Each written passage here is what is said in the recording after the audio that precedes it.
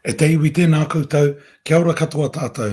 It's Che Wilson here from Te Pai Pai Waho, connecting to you tonight through a range of platforms as we share more on how we deal with tangihanga online. But before we get into it, I'll open us up. Excuse the noise, that's sun in the background. Open us up with a karakia. Mai a maranga wakarangona te rangi e tū nei, mai a maranga wakarangona te papa e takoto ake nei. Mai are are o katupuha nuku, mai are are o katupuha rangi. E ue nei ki te pau o tēnei kaupapa ki te pai pai wao e tū nei. Turuturu o i te waka maua kia tīna, ui e tai ki e. Tai ki e kia tātou. Kia ora everybody, e mi ana kia tātou. I roto i ngā tini kaupapa o te wā, e tangi ana oki ki o tātou mate, Turich, e tangi ana ki o tātou mate, kei te pāpā mai, kei te tuakana dagi, me ngā mate katoa e moe e oki kia ora e peni. Oki tonu mai kia tātou, ngā mau e tanga i o, o rautai tunga koru mene atu, ki te waro unanga, tēnā koutou, kia ora katoa tātou. As I said earlier, it's Che Wilson here from Te Pai Pai Waho, connecting to you tonight through a number of platforms. And tonight, I'm going to share more on online tangihanga. Last week, I gave a decent kōrero about online tangihanga and how we navigate through the challenges of being in lockdown. And just want to clarify, as I did say last week, I'm not saying that I agree with online tangihanga, but we do have to find solutions to help ourselves grieve.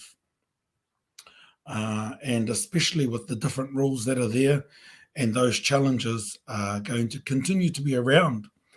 And if I think about what happened to us here in Aotearoa, kia ora koutou in Australia, you can see some linking in already, because what happened to us here in Aotearoa is we didn't have much notice and we were back in lockdown again. Yeah, if you look back, the government was sending some hints a day or two beforehand. So I think what's really important as we go forward, number one, always have a plan for your tangihanga. A lot of people say, oh, he karanga mate. We just need to get real with things. And we just got to talk about these things. And it's really good to talk to your family about it, as well as your paipai, whoever sits on your paipai at your marae, if your tangi is going to be at a marae, or if you're expecting people to sit the paipai at your house. So good to involve a whole lot of people, because some people might not be comfortable with your wishes. And you might be expecting them to do things. I know one of my cousins wanted to do some things, and I said to him, no, not going to do that. You'll be dead. We'll do it our way. Which, in a Western world, is a complete takahi on their wishes. But in a Māori world, that's tikanga Māori. This whole idea of wishes is a Pākehā thing. And so we've just got to manage how you navigate all of that stuff. I've written a couple of notes so I don't go kōtiti tonight. But as I said, it's really important to have the conversation so that people know what's happening. People will know your thoughts, and then people will share their ideas and may even challenge. If you're overseas, and especially in this current environment, and we might be living in this space for a couple of years. Who knows? No one knows. But if you're living overseas, be prepared for a range of options, because while we're in lockdown, it's not going to work. Or if you're in lockdown overseas, it's not going to work. And you might be anti-cremation, but roast and post may be the option. I know people don't like that phrase, roast and post, but we've got to work out what's the best way. And a whole lot of people are struggling with being forced to cremate and all of that. But when you live overseas, you've also got to look at other options to work through, and whether that is returning back to mahuika rather than going how we would generally go. You've got to start discussing all of those options. And even if our tupuna didn't traditionally cremate, except for in emergencies or war, you've got to have that discussion and work it out. Because number one, the moment somebody dies, no matter how prepared you are, you go into a funny space. And when you go into a funny space, you don't make good decisions. So the more that you're organized, the better. In addition, if you live overseas or if you live a long way from your haukainga, your wakainga, and where you want to return to, you've got a budget for it. Australia, it's going to cost thousands of dollars no matter what.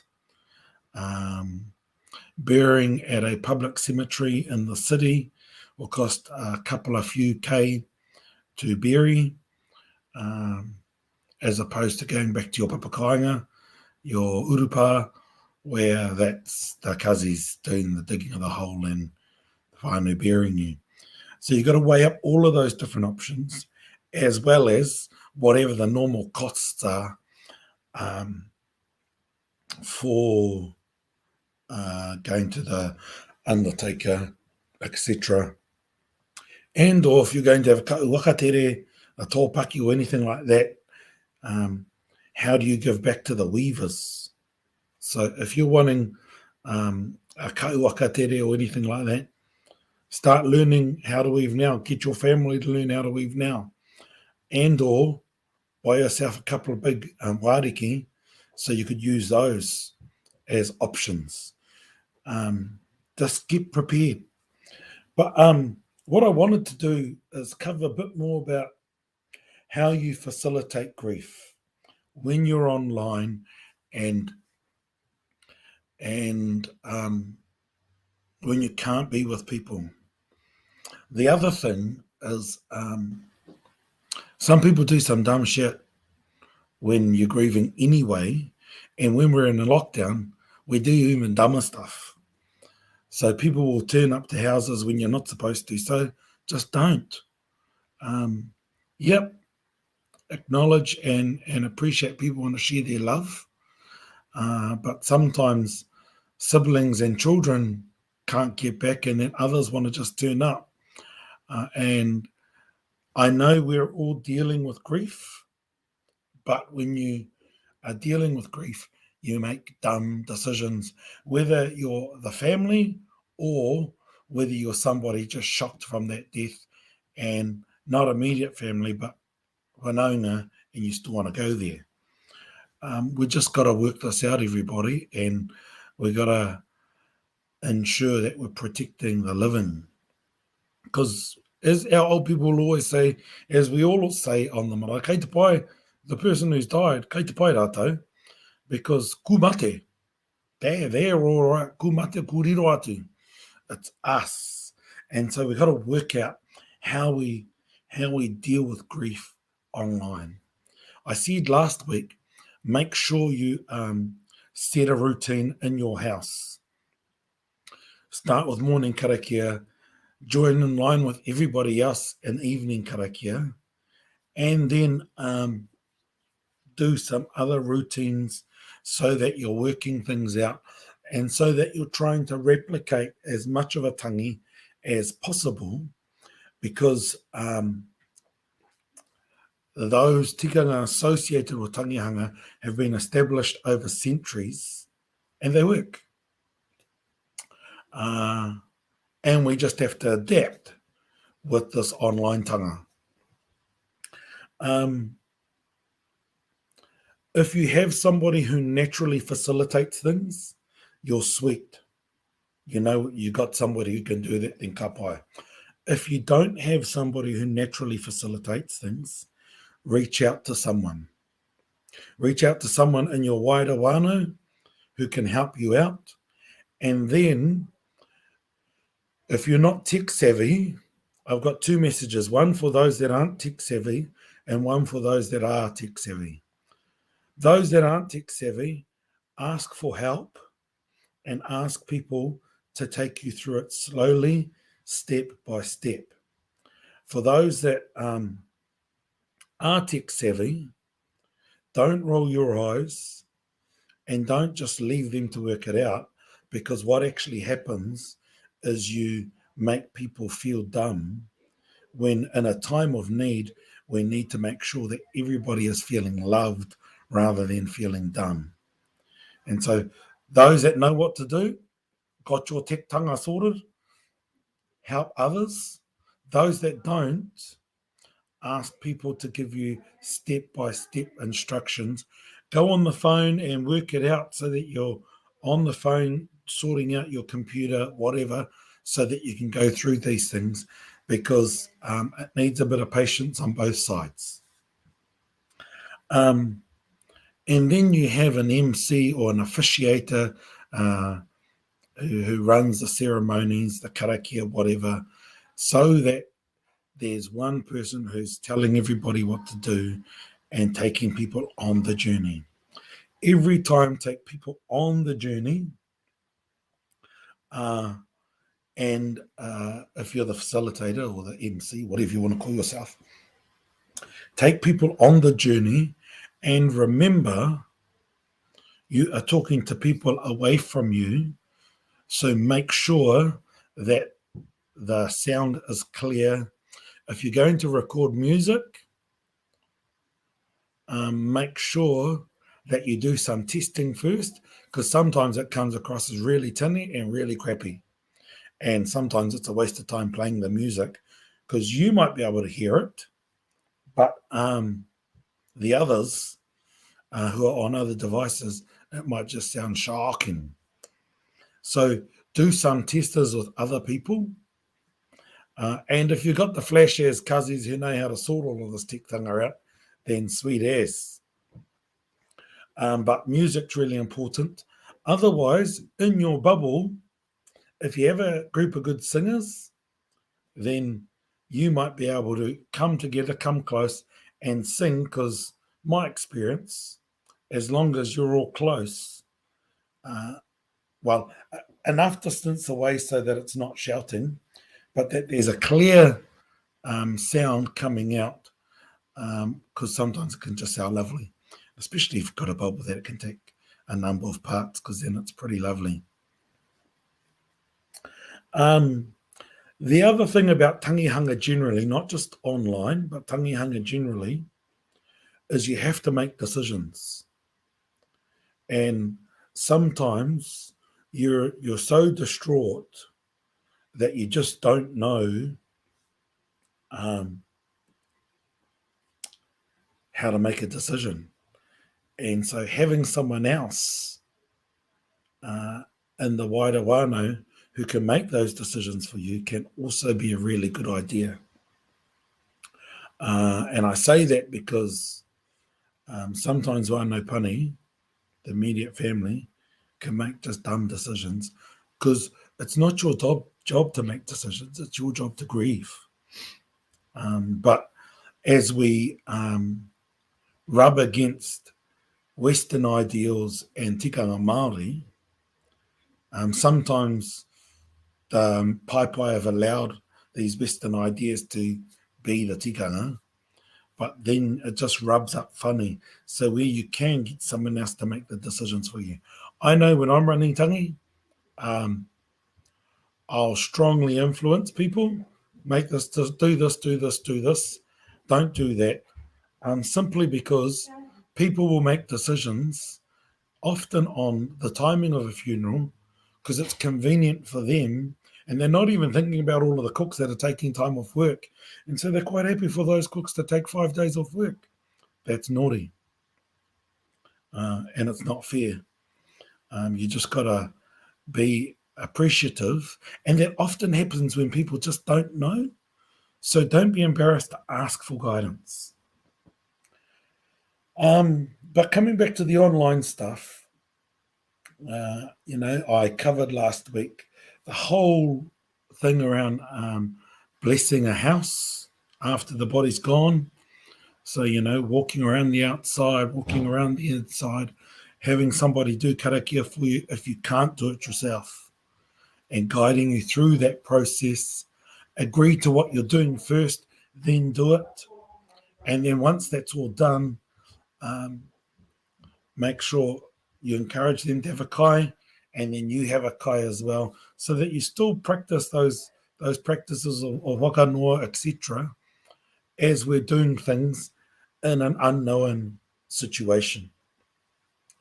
And then there's preparing for once we are back with each other and sorting out a date, whether you want a memorial or whether your hapu or your marae or your iwi decide to have one big hari mate for all of the mate that may have passed during a lockdown.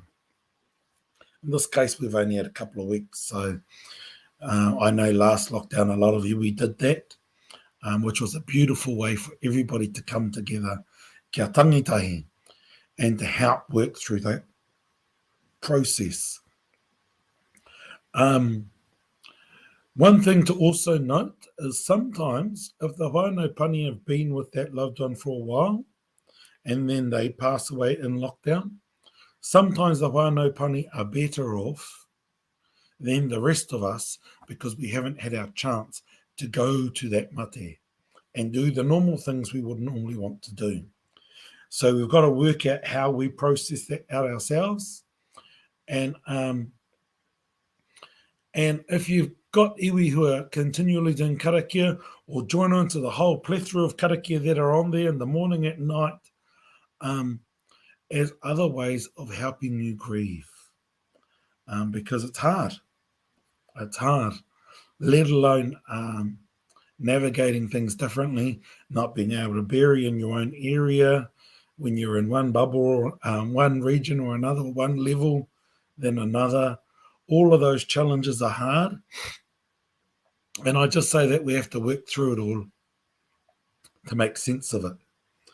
So katiake, just wanted to share a bit more. Got a massive response from everybody about online Tangihanga last week. And as I said, I'm not saying that I'm supporting online Tangihanga. I'm just trying to find a way to practically assist people who are currently dealing with mate. Like my cousin, who's lying in state up north at the moment, and others like my uncle in Melbourne, who's also lying in state, and others that have lost your mate, your loved ones, around the country. So take care. And before I close off, people are getting a bit cold, but in the same breath, I've noticed the haumātangi are gearing up to do their thing to help change the season. So looking forward to that. And I was just doing watering in my greenhouse this afternoon, and I noticed a few shoots coming up. Planted a few seeds of different things. Thanks, Francine.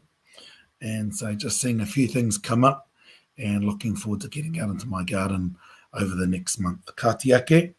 E mihi kauatu ana kia koutou katoa. Take care. Stay safe. For those of us south of the Bombays, tonight, midnight, level 3. Don't do dumb shit. Look after yourselves. Be safe. Tai toke rau. 2 more days. Then you've got your thing. You're dropping a level. But let's just be safe, Auckland, take care. Wellington have got those cases, and I just hear we might have a case in the Waikato, closer to the Bombay Hills. So whatever's happening, wherever you are, be safe, take care, look after each other. Kia o kaere ake nei, ka puku te tā nui orangi nui e tui o nei. E rongo, o kaere ia ke kirunga ai. Turuturo o, iti waka maua kia tīna, uie, tai kie kia tātou, pō marire, tēnā tātou.